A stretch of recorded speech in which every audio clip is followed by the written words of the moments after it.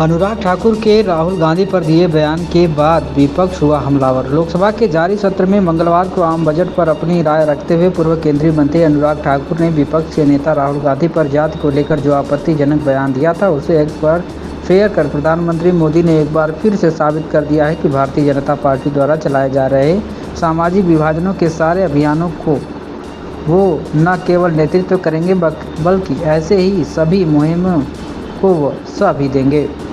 फिर भी इसके लिए यदि उन्हें संसदीय मर्यादाओं को भंग करना पड़े या लोकतांत्रिक मूल्यों को ध्वस्त करना पड़े तो भी उनकी बला से साफ है कि सामाजिक विभाजन उनका प्रमुख हथियार बना रहेगा यदि यह किसी भी देश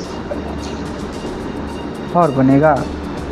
उल्लेखनीय है कि अनुराग ठाकुर ने अपने भाषण में राहुल गांधी पर तंज कसा था। कहा कि जिन्हें अपनी जाति का पता नहीं वे जातिगत जनगणना की मांग कर रहे हैं। मोदी द्वारा जो सदन में अनुपस्थित थे उनके भाषण को अपने हैंडल से इस टिप्पणी को फॉरवर्ड करना यही सब कुछ बयां कर देता है। उन्होंने लोगों को यह कहकर इस भाषण को सुनने की अपील की कि यह तथ्यों व व्यंग्य के मिश्रण वाला एक अच्छा भाषण था।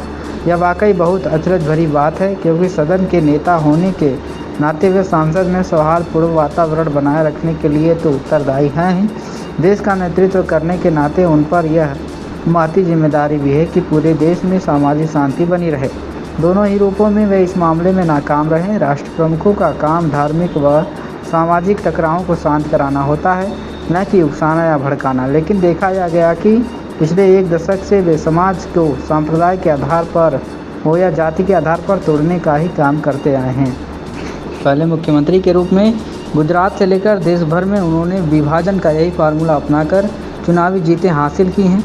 2014 में जब मोदी की पीएम के लिए उम्मीदवारी तय की गई थी तब उन्होंने विकास की बातें की, कांग्रेस की सरकार की कथित असफलताओं पर चर्चा की। उनके अनुसार देश की सारी समस्याओं की जड़ कांग्रेस का कुशासन व कुप्रबंधन है। मोदी के पास तभी सभी समस्याओं से के चुटकी बजाते समाधान थे, फिर वह चाहे भ्रष्टाचार हो या फिर महंगाई, पाकिस्तान की घुसपैठ हो या चीन का वर्चस्व अथवा कोई भी समस्या। लेकिन सत्ता पाते ही मोदी पर आरोप लगने लगे कि उन्होंने अपने मित्रों की जेबें भरनी शुरू की तो देश का गड़बड़ाने लगा। वहीं नोटबंदी व जीएसटी जैसे सनकपूर्ण निर्णयों ने देश को बदहाल कर दिया। 2019 का चुनाव वे पुलवामा व बालाकोट के चलते जीत गए, लेकिन कोरोना के कुप्रबंधन ने उनकी कलई खोल दी। जनता के समक्ष यह साफ हो गया कि मोदी व उनकी सरकार के पास किसी भी समस्या का कोई समाधान नहीं है। महंगाई लगातार बढ़ती गई, भ्रष्टाचार पहले से और कहीं ज़्यादा हो गया, बेरोजगार पिछली आधी सदी में सर्वाधिक हो गया। वहीं कामकाज में सभी तरह की पारदर्शिता खत्म हो गई और नागरिक कमज़ोर होते चले गए। सरकार से सवाल पूछने वाले लोगों को जेल में डाला जाने लगा। ऑपरेशन लोटस के जरिए विपक्षी लोगों को डरा धमकाकर या खरीद कर भाजपा लगातार मजबूत होती गई। इसलिए उसे भरोसा हो चला है कि 2024 के लोकसभा चुनाव में उसे उसके दिए गए नारों के मुताबिक 370 और 400 सीटें मिल जाएंगी। मामला बिगड़ गया, 240 पर अटक गई। भाजपा की सरकार तो बन गई, लेकिन असमान विचार वाले दो दलों के सहयोग से तेलुगु देशम पार्टी और जनता दल यूनाइटेड